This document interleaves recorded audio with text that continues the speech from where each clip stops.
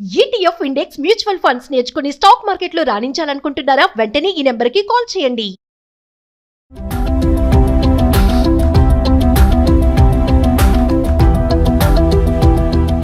నమస్తే, welcome back to Suman T. Present మనతో పాటు ఉన్నారు అనలిస్ట్ మందర్ కృష్ణారెడ్డి గారు. నమస్తే సార్. నమస్తే అమ్మా. సార్, డ్రైవింగ్ లైసెన్స్ మరి 55 ఇయర్స్ 55 ఏళ్ల వయసు దాటిన వారికి, లైసెన్స్ ఉన్న వాళ్ళకి ఒక గుడ్ న్యూస్ అంటున్నారు. కొత్తగా రూల్స్ మారాయని చెప్పేసి కేంద్రం చెప్పడం జరుగుతుంది. ఒకసారి వివరాలకు వెళ్తే. సహజంగా మనకి ఇప్పుడున్న పరిస్థితుల్లో లైసెన్స్ జారీ చేసే విధానం ఎట్లా ఉందంటే, ఫస్ట్ లెర్నింగ్ లైసెన్స్తో ప్రారంభమవుతుంది.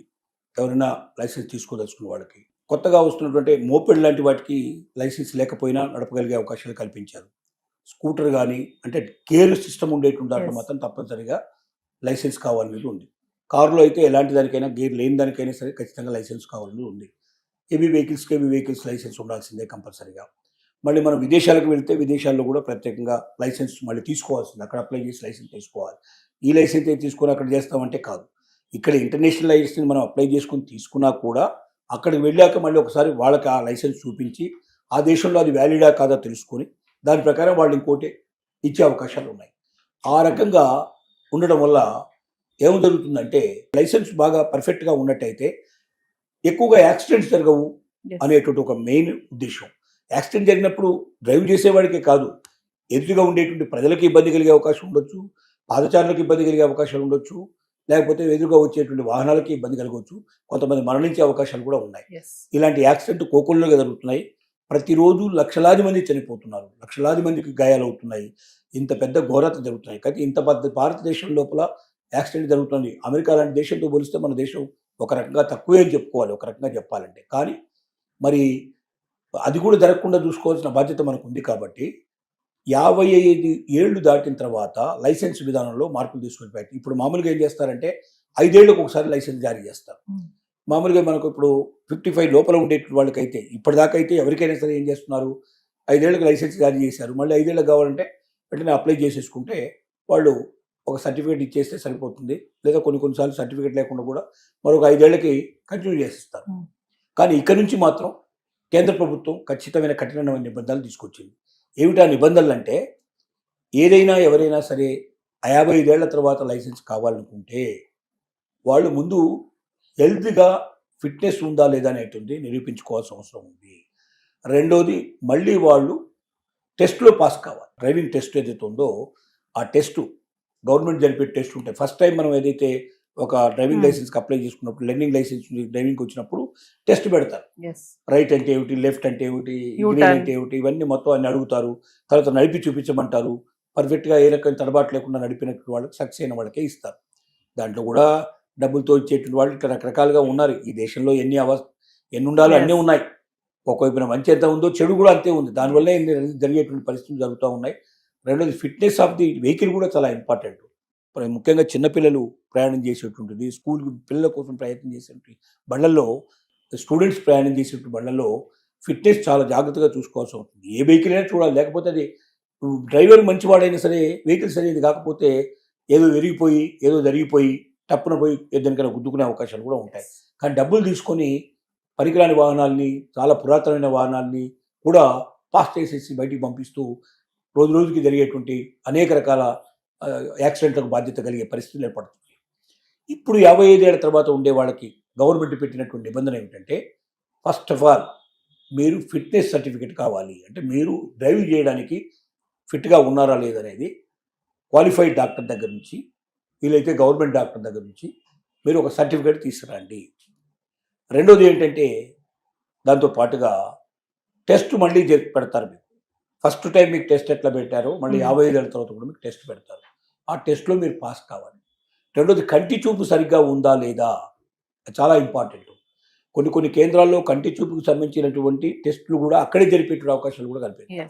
లేదా బయట వాళ్ళు సరి అయినటువంటి డాక్టర్ దగ్గర నుంచి కంటి చూపుకు సంబంధించినటువంటి సర్టిఫికేట్ కూడా తెచ్చుకోవాల్సిన అవసరం ఉంది. ఎందుకంటే కంటి చూపు సరిగ్గా లేకపోతే డ్రైవింగ్ చేయడం చాలా కష్టం. ఎందుకంటే ఎంత మంచి డ్రైవర్ అయినా సరే ఎదురుగా ఏమొస్తుందో కనిపించకపోతే ఏం చేయగలుగుతాడు?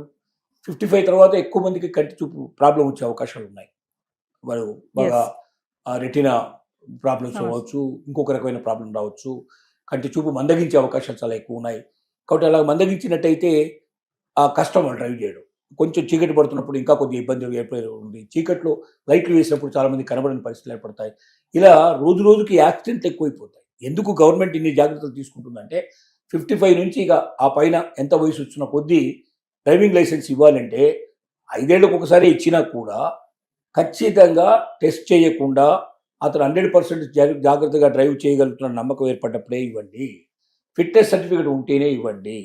కంటి చూపు సరిగ్గా ఉంది అనేటువంటి నిర్ణయాత్మకమైనటువంటి చక్కటి సర్టిఫికేట్ అతనికి ఉంటేనే ఇవ్వండి. అంటే సార్ ఇక్కడ లైసెన్స్ రెన్యువల్ చేసుకోవాలంటారా మళ్ళీ? రెన్యువలే కదా ప్రతిసారి. మీరు మామూలు వాళ్ళు కూడా ఎవరైనా వయసులో ఉండేవాడు కూడా ఒకసారి మనకు లెర్నింగ్ లైసెన్స్ ఇచ్చినప్పుడు 5 ఏళ్లకే ఇస్తారు. ఓకే, 5 ఇయర్స్కే. ఇదే ఇండియాలో మొత్తం కూడా ఉన్న సిస్టమ్ అదే. 5 ఏళ్ళకి ఇస్తారు. 5 ఏళ్ళు కాగానే మనం ఒకసారి దాన్ని రెన్యువల్ చేసుకోవాలి. చాలామంది అసలు ఈ రెన్యువల్ సంగతి తెలియకుండా లైసెన్స్ ఉందని జేబులో పెట్టుకొని తిరుగుతూ ఉంటారు. ఎవరైనా పట్టుకున్నప్పుడు చూసినప్పుడు దీని రెన్యువల్ టైం అయిపోయింది, మళ్ళీ మీరు రెన్యువల్ చేసుకోకపోతే లేదు, లేకపోతే మీరు నడపడానికి వీల్లేదు అని భారీగా ఫైన్ వేసే అవకాశాలు ఉన్నాయి. శిక్షలు పెనాల్టీలు కూడా ఉండే అవకాశాలు ఉంటాయి. అలాంటి వాళ్ళు ఏదైనా యాక్సిడెంట్ చేస్తే చాలా ఇంకా ఎక్కువ ఉంటాయి. వాళ్ళు న్యాయంగా నిజాయితీగా మంచి వెహికల్ పర్ఫెక్ట్గా నడిపినా కూడా డ్రైవింగ్ లైసెన్స్ ఇన్వాలిడ్ లైసెన్స్ నడిపినట్టయితే వాళ్ళకి శిక్షలు పెనాల్టీలు డెఫినెట్గా పడే అవకాశాలు ఉంటాయి. కాబట్టి మామూలు వాళ్ళు ఏమో ఏమి మళ్ళీ తిరిగి డ్రైవింగ్ టెస్ట్ ఏమి అవసరం లేకుండానే, వేరే ఫిట్నెస్ వాళ్ళకి సర్టిఫికేట్లు అవసరం లేకుండానే మామూలుగానే వాళ్ళని ఏం చేస్తారంటే లైసెన్స్కి అప్లై చేసుకోగానే దానికి సంబంధించిన పేపర్స్ ఉంటాయి. సెల్ఫ్ డిక్లరేషన్, నేను పర్ఫెక్ట్గా ఉన్నాను, నేను రన్ చేయగలను, నేను నడపగలను నమ్మకం ఉందని చెప్పి రాసి సంతకం పెట్టేసి ఇచ్చేస్తే వెంటనే డ్రైవింగ్ లైసెన్స్ ఇచ్చేస్తాం. దానికి ఏమి ఇబ్బంది లేదు. కానీ 55 దాటిన వాళ్ళకి మాత్రం ఇవన్నీ పెట్టారు. ఖచ్చితంగా ఈ నిబంధనలు ఉంటాయని. ఇంకోటి ఏం చేశారంటే ప్రతి ఒక్కరు కూడా డ్రైవింగ్ లైసెన్స్ ఉండే ఏ వ్యక్తి భారతదేశంలో ఉన్నా కూడా మీ ఫోన్ నెంబర్ మారినా, మీ ఆధార్ కార్డులో అడ్రస్ మార్పులైనా, ఇలాంటి మార్పుల్ని మీరు వెంటనే ఆధార్ కార్డులోకి వెళ్ళి ఆధార్ కార్డులో మీ అడ్రస్ చేంజ్ అయితే అడ్రస్ చేంజ్ చేసుకోండి. అలాగే మీ ఇంటి నెంబర్ చేంజ్ అయితే చేంజ్ చేసుకోండి. ఇది ఖచ్చితంగా అవసరం. ఎందుకంటే ఒక దగ్గర ఎక్కడైనా యాక్సిడెంట్ జరిగినట్టయితే వెంటనే ఇన్ఫర్మేషన్ ఇవ్వాల్సిన అవసరం ఉంటుంది. ఇన్ఫర్మేషన్ ఇవ్వాలంటే వాళ్ళ ఫోన్ నెంబర్ పర్ఫెక్ట్గా ఉండాలి, అలాగే వాళ్ళ అడ్రస్ పర్ఫెక్ట్గా ఉండాలి. పోయి అక్కడ వెతుక్కొని తీసుకురావాలి కదా. రెండోది ఎవడన్నా యాక్సిడెంట్ చేసి పారిపోతాడు, అలాంటి వాడి నెంబర్ దొరుకుతుంది అక్కడ. పట్టుకోవాలంటే ఆ అడ్రస్లో వాడు ఉండకపోతే పట్టుకోవడానికి అవకాశం ఉండదు.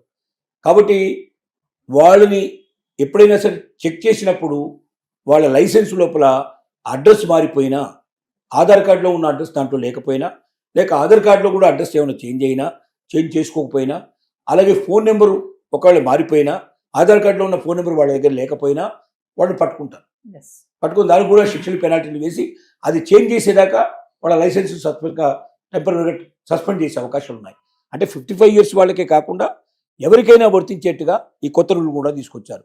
కాబట్టి కేంద్ర ప్రభుత్వం ప్రకటించిన ఈ రూల్స్ ప్రకారంగా ప్రతి ఒక్కరూ జాగ్రత్త పడితే యాక్సిడెంట్లు తగ్గే అవకాశాలు చాలా తగ్గిపోయే అవకాశాలు ఉన్నాయి. Thank you.